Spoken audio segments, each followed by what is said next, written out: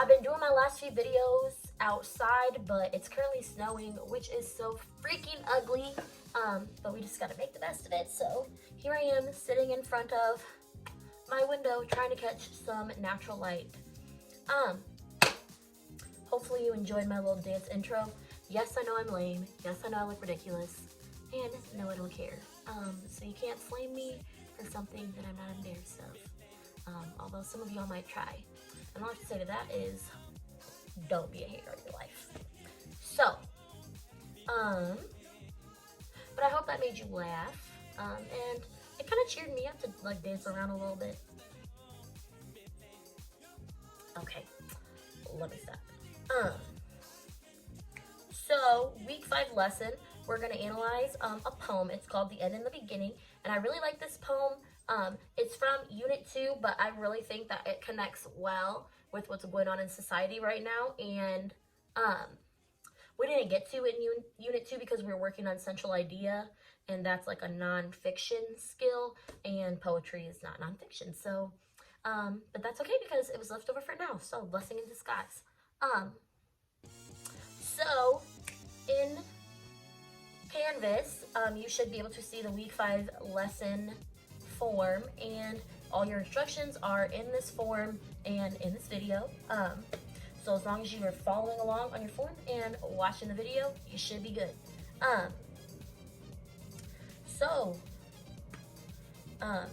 Don't forget to put your name on the form. And with that being said, let's get started.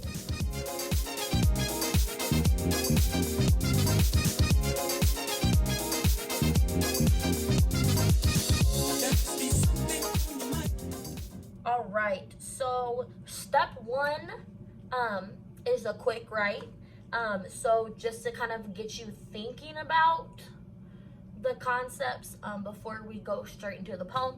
So your quick write question is, today's poem describes the process of rebuilding society after a war. Though we are not at war, our society is in a similar time of crisis. What are you looking forward to after society goes back to normal? Why? Answer in complete sentences. So just go ahead and type your response in the box right there. You can name one thing or you can name more things, whatever you want. Things I'm looking forward to would be going and sitting down in a restaurant. I need Mexican food. Like, I miss queso a lot. So I'm gonna go to a Mexican restaurant. I'm gonna bash all the chips and salsa, and I'm gonna order the fattest bowl of white queso. And then I'm just gonna stare at it lovingly.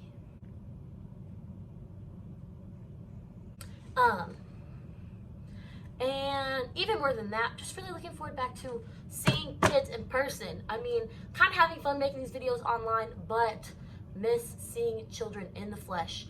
Being able to see you, talk to you, know you're okay. So definitely looking forward to whenever we can go back to school, hopefully in August.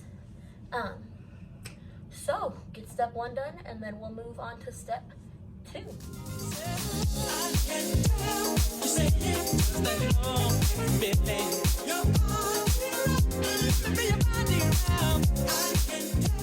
Okay, so step 2 is to read the poem. So the poem's right there in your document, and I even put in numbers on all the lines of the poem for y'all. So I'm gonna go ahead and just read straight through it first, because poems are meant to be heard aloud. This is another free verse poem, as we already worked on, so it's not gonna rhyme, but I think you'll see that it does have like a certain flow to it. All right, so let's go ahead and read the poem. After every war, someone has to clean up. Things won't straighten themselves up after all. Someone has to push the rubble to the side of the road so the corpse-filled wagons can pass. Someone has to get mired in scum and ashes, sofa springs, splintered glass, and bloody rags. Someone has to drag in a girder to prop up a wall. Someone has to glaze a window, rehang a door. Photogenic it's not, and takes years. All the cameras have left for another war. We'll need the bridges back and new railway stations. Sleeves will go ragged from rolling them up. Someone, broom in hand, still recalls the way it was.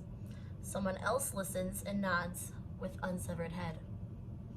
But there are already those nearby starting to mill about who will find it dull. From out of the bushes, sometimes someone still unearths rusted out arguments and carries them to the garbage pile. Those who knew what was going on here must make way for those who know little, and less than little, and finally, as little as nothing. In the grass that is overgrown, causes and effects, someone must be stretched out, blade of grass in his mouth, gazing at the clouds. All right, and that's the poem. It's by Wislawa Szymborska, and she's a Polish author, and there's kind of a lot of devastation happening in that period that she lived there, as you can probably tell in the poem.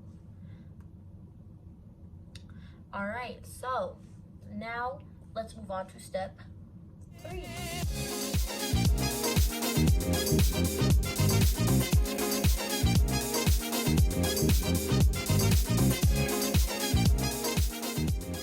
Okay, so step 3 is I want to know what your first impression of the poem is. And I had y'all do this last time. So before I go through the poem in detail, I kind of want you to just take a moment to process like your first impression of the poem after our first read. So I want you to pick 3 phrases that stood out to you, and then also just take a moment to record like what you think the poem might be about at this point. And you can put like any type of meaning that you got from it, anything you're thinking it could be about, or anything. Just because I really want you to not just focus on my interpretation, I really want you to focus on your own interpretation. So get that done, and we'll go to step 4.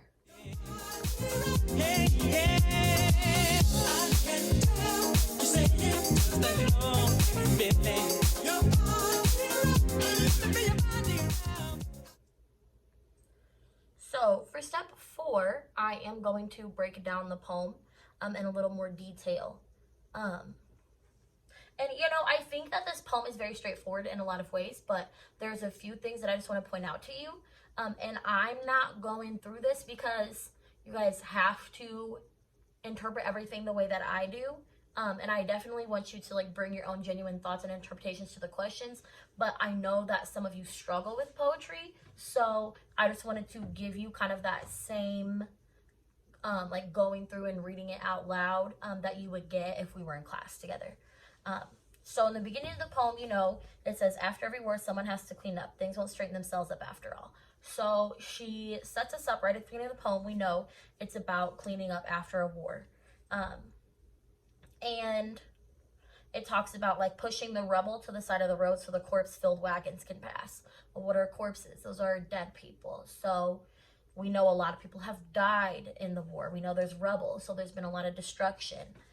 Someone has to get married in scum and ashes, sofa springs, splintered glass, and bloody rags.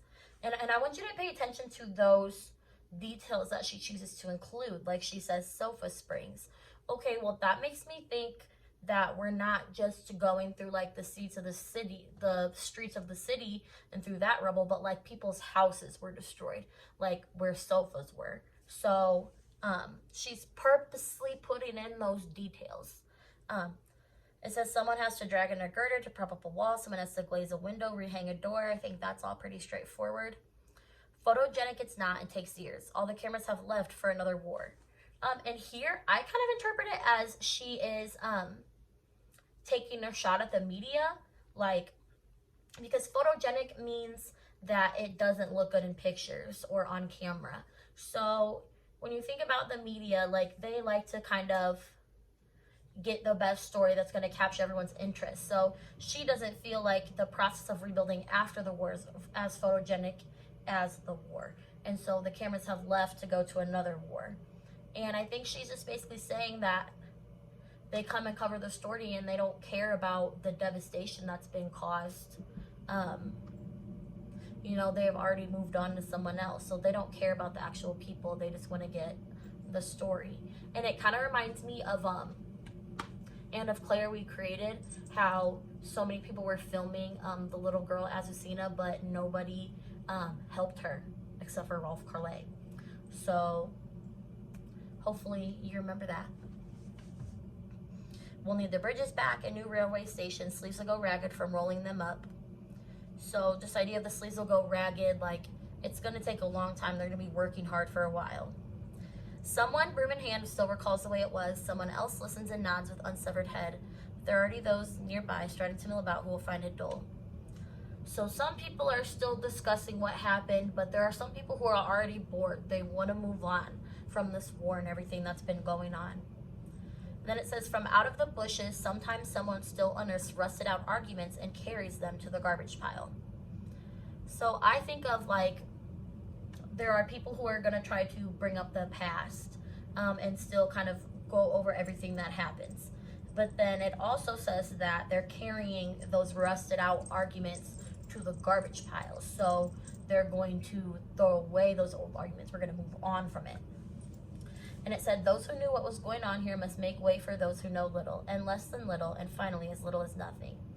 So, you know, every major event in history that you have in our country or any country, yeah, there's going to be people who experienced it, and then there's going to be the next generation and the next generation, and like slowly the people who were actually there and saw everything are going to go away. You know, there's a big controversy right now with the Holocaust because a lot of our Holocaust survivors are starting to die off, and so there's not going to be anybody left who was physically there in the Holocaust, and there are people who are trying to say that it never happened. So, you know, that idea of preserving history and having those eyewitnesses is really important. And then finally, the end of the poem and my favorite part, it says, in the grass that has overgrown causes and effects, someone must be stretched out, blade of grass in his mouth, gazing at the clouds. And I don't want to like give too much away because you have a question over this, but think about this idea of, we've got this poem where everything is about how hard it's going to be to rebuild society after this war, but in the last stanza it says there's got to be someone who's not working hard trying to rebuild everything. They're stretched out in the grass gazing at the clouds. And think about what it might symbolize for them to be gazing at the clouds. And remember, symbolism is when the author kind of says one thing but it's representing something else. So they're looking up at the clouds.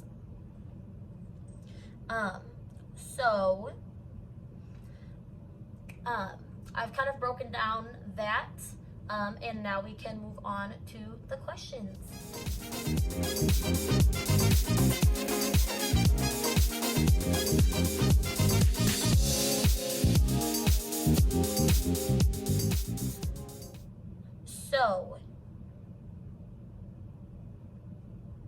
So your step 5 is analysis questions. And I'm gonna let you answer these on your own. I'm just gonna go through them real quick. So number 1 asks you to look at how the speaker repeats someone throughout the poem. So why do you think she would choose to keep saying someone instead of a specific person? What effect does that have? Then number 2 is a question about tone. So how does the author feel about what she's describing? And explain your answer. So you could talk about how is the language formal and informal. You could talk about different words that kind of convey an emotion. Think about like, how does she seem to feel about this? And then number 3 gets to that question about the line 18 where it says the aftermath of war is not photogenic. And, you know, and kind of asks you to talk about the different types of destruction. Number 4 is over the last stanza. Number 5 asks you to think about, like, normally you would say the beginning and the end. So why would the author flip this poem and make the title the end and the beginning? And how does that fit the situation in the poem? How does that kind of get more of the message across of the poem? And if you're having trouble with number 4, then I would think about number 5's question to help you. And then finally, number 6, it says, why do you think the author wrote this poem and what message you think she was trying to send? What do you think she wanted people to feel when reading it? So that's really up to you. There's no right answer. I just want to know, what do you honestly think? What's the purpose of this? What's deeper meaning? And once you answer those questions, you can go on to step 6.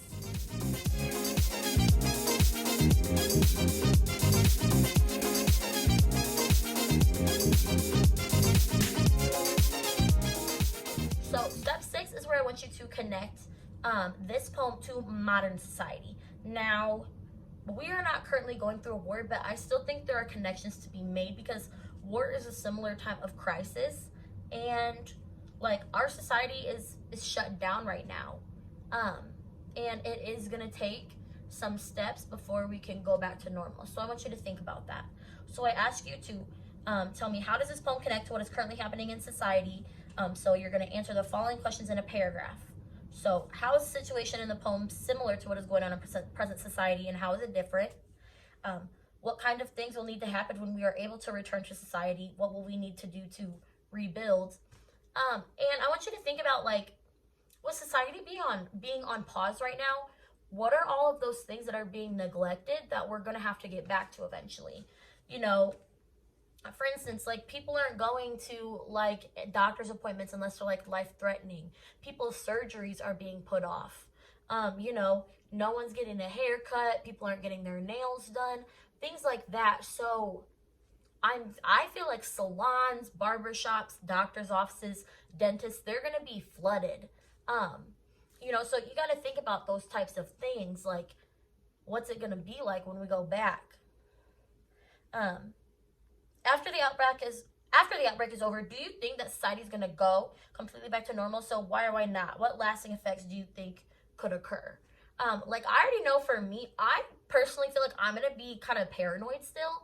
Like, I'm already thinking about next year and teaching, and like, I might just be like really standing at the door with a bottle of hand sanitizer, just greeting every kid with a squirt, because I've just been thinking so much about like how germs spread, and it really like freaks me out. And then it says, will you approach anything different after the outbreak is over? Explain.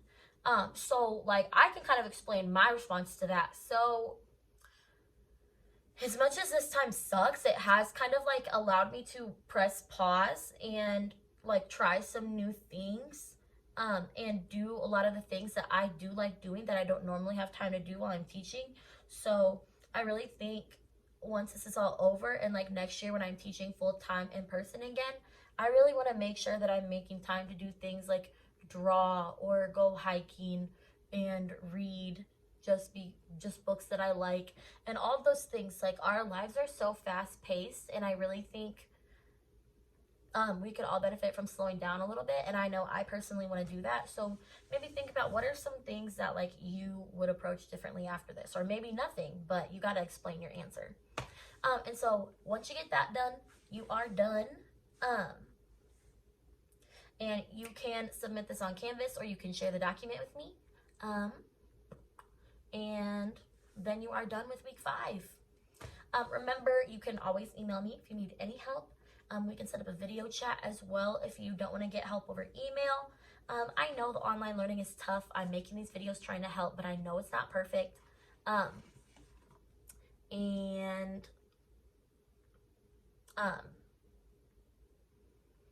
Yeah, so like I said, I'm just here if you need anything at all, help with school, just need to talk, whatever it is. So I love and miss you all. And I'm going to go ahead and go because this video is long enough. Bye. There must